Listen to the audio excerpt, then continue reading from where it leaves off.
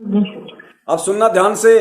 इस ऑडियो में आगे कहा जा रहा है कि इस पवन के घर पे नामदान केंद्र था और ये चोरी करया करता, जू कर इसके घर से नामदान छीना गया। अब इस दुष्ट को सब के सब चोर नजर आ रहे हैं। सुनना पहले आप ध्यान से। जिम्मेदार भक्त है, मैंने ड्यूटी लगा रखी है, जो कर रहे हैं मेरी सहमति से मेरे से पूछ कर करें। जी बोलिए। और जितने भी नामदान केंद्र खोले हैं जी बोलिए, वो मेरी आगे से खोले जाते हैं, ठीक है। जी बोलिए। और जो ये भ्रमित कर रहा है ना पवन और संजय, हाँ जी, हजदा हुआ चोरी करते हैं नामदान पात्रों पैसे, जो पवन के घर पर नामदान खोल रहा था, ये चोरी क्या करता। जी जब वहां से छीनना इससे इसने सारे चोर देखा है, दुष्ट ने सारी संगत के कह दे। पुण्यात्माओं, यदि आप समझते हो कि ये ऑडियो सतगुरु रामपाल जी महाराज जी की हैं, तो मेरा पिता, मेरा पूज्य पिता मुझे कह रहा है कि इस पवन के घर पे नामदान केंद्र था, और यो कहना कि ये मैनेजमेंट वाले चोरी करते हैं, दान में चोरी करते हैं, यो खुद चोरी करया करता। यो पवन, मेरा पिता मुझे कह रहा है कि यो पवन खुद चोरी करया करता और फिर इसके घर से नामदान केंद्र छीना गया। पुण्यात्माओं, इस बात का निर्णय दो ही तरीके से हो सकता है कि दास उस नामदान केंद्र पे चोरी करता था या नहीं करता था, और वो नामदान केंद्र मेरे पिताजी के आदेश से छीना गया था, या मैंने स्वयं अपने हाथों से एक दूसरे भगत के घर पे नामदान केंद्र रखा था। इस बात का निर्णय दो ही तरीके से हो सकता है। पहला निर्णय तो ज्ञान आधार। ज्ञान आधार से तो संगत चल नहीं रही।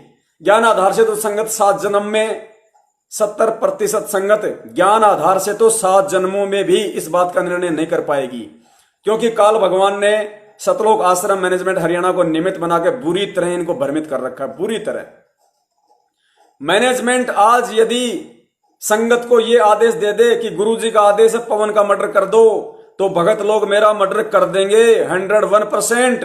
इस कदर ये भगत समाज भ्रमित है। और दूसरा समाधान इसका यह हो सकता है कि मुझे अपने गुरु पर विश्वास है, मुझे अपने बाप पे विश्वास है, और मैं चैलेंज करता हूं सतलोक आश्रम मैनेजमेंट हरियाणा को, सतलोक आश्रम मैनेजमेंट हरियाणा को, यानी इस ऑडियो में जिस मंजू से बात हो रही है, जो गुरुजी की बेटी है, गुरुजी की पत्नी हो, चाहे गुरुजी का बेटा हो, चाहे गुरुजी की बेटी हो, चाहे गुरुजी का भाई हो, या चाहे अन्य कोई स्टेट कोऑर्डिनेटर हो, यदि उनको पक्का यकीन है और वो अपनी बात पे बिल्कुल दृढ़ हैं कि गुरुजी का जेल से फोन आता है, और ये जो ऑडियो है, ये ऑडियो संत रामपाल जी महाराज की है, गुरुजी की ही है, यदि उनको इस बात का पक्का यकीन है 100%, तो पुण्यात्माओं, ये दास स्टेट कोऑर्डिनेटरों को, गुरुजी के भाई महेंद्र को, गुरुजी के लड़के मनोज को, गुरुजी की बेटी मंजू को और गुरुजी की पत्नी अनारो माई को चैलेंज करता है। अगर दास पीछे हटा तो दास गधे का मूत पिएगा, और अगर तुम हटे तो तुम गधे का मूत पियोगे। और दास चैलेंज करता है पुण्यात्माओं, निर्णय करना फिर इस बात का कि दास क्या शब्द बोल रहा है, क्या वचन बोल रहा है, वरना ये संगत फिर कहीं की नहीं रहेगी। ध्यान रख लेना। उसके बाद भी यदि ये शक करेंगे, शंका करेंगे, ज्ञान को आधार बनाकर नहीं चलेंगे तो, क्योंकि ये कहते हैं कि रोज फोन आता है और जेल से फोन आता है, तो इनको तो पक्का यकीन होना चाहिए, इनको तो 100% श्योर है कि ये वो जो ऑडियो है जिसमें मंजू बात कर रही है, जिसमें मेरे लिए कहा गया कि नामदान केंद्र पर चोरी करया करता, नामदान केंद्र छीना गया, तो मैनेजमेंट को तो पक्का यकीन है, इसमें कोई संशय नहीं है। गुरुजी की बेटी, भाई, लड़के, इन सबको पक्का यकीन है कि गुरुजी की ही ऑडियो है। तो पुण्यात्माओं, और मैं कह रहा हूं कि ये वचन मेरे बाप के नहीं है। इस ऑडियो में जो कहा जा रहा है कि पवन नामदान केंद्र पर चोरी करता था और उसका नामदान केंद्र छीना गया था, मैं ये चैलेंज कर रहा हूं कि ये चीज बिल्कुल गलत है, ये बात बिल्कुल सरासर रॉन्ग है, गलत है। ना मैंने 1 रुपए की चोरी की, ना गुरुजी के आदेश से मेरे वहां से नामदान केंद्र छीना गया। मेरे नामदान केंद्र पे मेरे पड़ोसी की शिकायत से पुलिस आई थी, पुलिस वालों ने मुझे कहा कि ये नामदान केंद्र यहां नहीं रखेगा। मैंने अपनी मर्जी से, इस पवन दास ने अपनी बुद्धि विवेक से, मैंने नामदान केंद्र लोहा मंडी में जो आज है जयपुर में, जो प्रहलाद भगत है, जो सारनामी है, उसको बुलाकर मैंने खुद नामदान केंद्र उसके घर पे रखा था। इस बात का साक्षी वो खुद नामदान केंद्र वाला भी है। हम दोनों पुलिस स्टेशन में गए थे, पुलिस वाले से, इंस्पेक्टर से हम बात करके आए थे और उसने कहा था कि वहां नहीं रह सकता। तब मैंने प्रहलाद को कहा कि प्रहलाद, तू मेरे थोड़ा निकट है, तू सारा नाम प्राप्त है, नामदान के अंदर तेरे घर पर मैं रख देता हूं। उसने कहा भगत जी जैसा आप उचित समझो। स्टेट कोऑर्डिनेटर राजस्थान का प्रकाश माड़ी, उसकी पत्नी अनु देवी जो ऑनलाइन नाम दीक्षा दिलवाती है देश विदेश में, दास ने उस प्रकाश माड़ी को फोन किया, उसको सारी बात बताई। वो पीछे हट गया, बोला भाई हमें इससे कोई लेना देना नहीं है, तुम जानो तुम्हारी पुलिस जाने। पीछे हट गए, कच्छे उतर गए उनके। इस दास ने अपनी मर्जी से, अपनी सहमति से नामदान केंद्र उस प्रहलाद भगत के घर पे रखा। 1.5 महीने तक मैंने वहां सेवा की। यदि मैं चोर था, मैंने चोरी की थी, और यदि गुरुजी के आदेश से यदि नामदान के अंदर मेरे से छीन के प्रहलाद भगत को दिया गया था, तो क्या इन नालायकों में इतनी भी बुद्धि नहीं थी कि चोर को 1.5 महीने तक उस नामदान केंद्र पे फिर क्यों सेवा करने दी?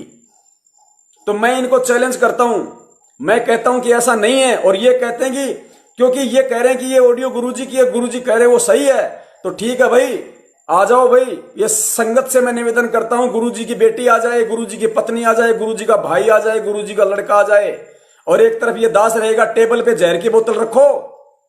और मैं अपने वचन पे अडिग हूं, और इनको यदि अपने गुरु पे विश्वास है, इनको यदि ये पक्का यकीन है कि ये गुरुजी की ऑडियो है और जेल से आई है, तो पुण्यात्माओं, गुरु को साक्षी मानकर, गुरु से प्रार्थना करके, वो अंतर्यामी है, जो सच्चा होगा उसकी जान बचाएगा। मैं अपने गुरु को साक्षी मानकर, उनके चरणों के सौगंध खाकर वही जहर की बोतल पीऊंगा कि परमेश्वर, ये आपका बच्चा निष्कलंक है, एक नए पैसे की इसने उन 3 महीनों में नामदान के अंदर पे चोरी नहीं की।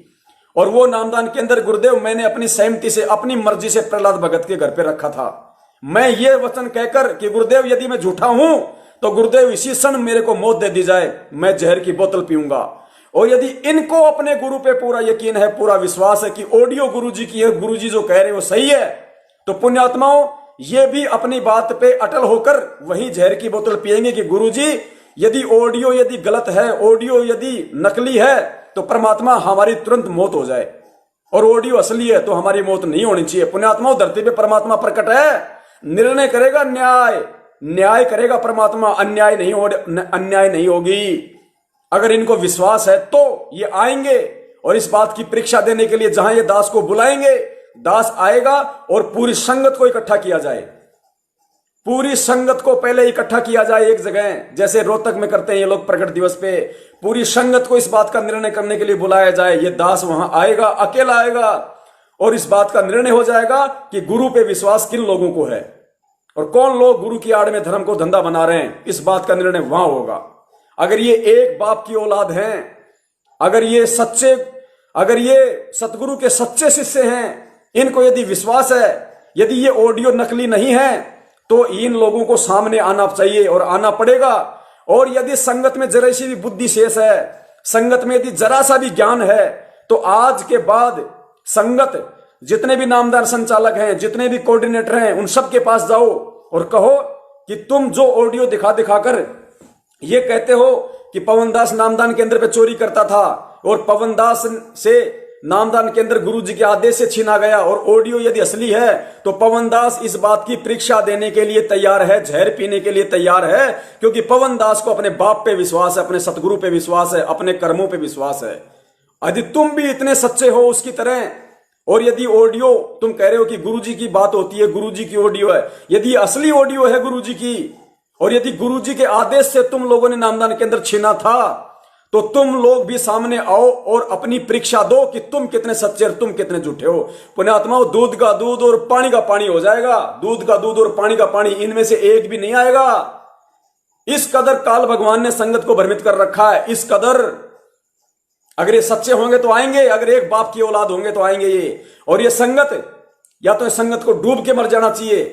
अगर संगत अगर सच्ची है, संगत अगर न्याय चाहती है, संगत अगर निसंशय होकर भक्ति करना चाहती है कि कौन गुरुद्रोही और कौन गुरुमुखी है, तो संगत तब तक चैन से नहीं बैठेगी जब तक मुझ पवनदास को और गुरुजी के परिवार वालों को पूरी संगत के सामने एक मंच पे खड़ा ना कर दे।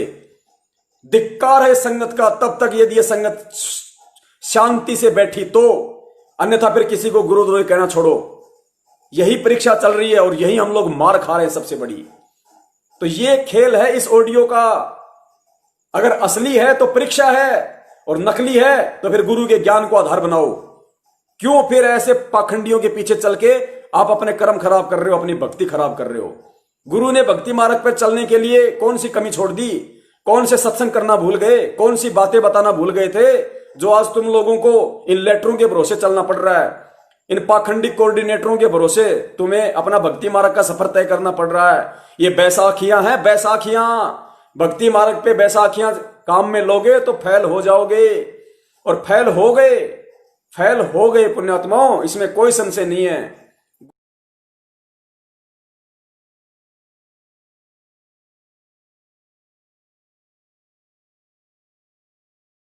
भाई जो गुरु बचन पे डट गे रकट गे फंद 84 के। भाई जो गुरु बचन पे डट गे रकट गे फंद 84 के।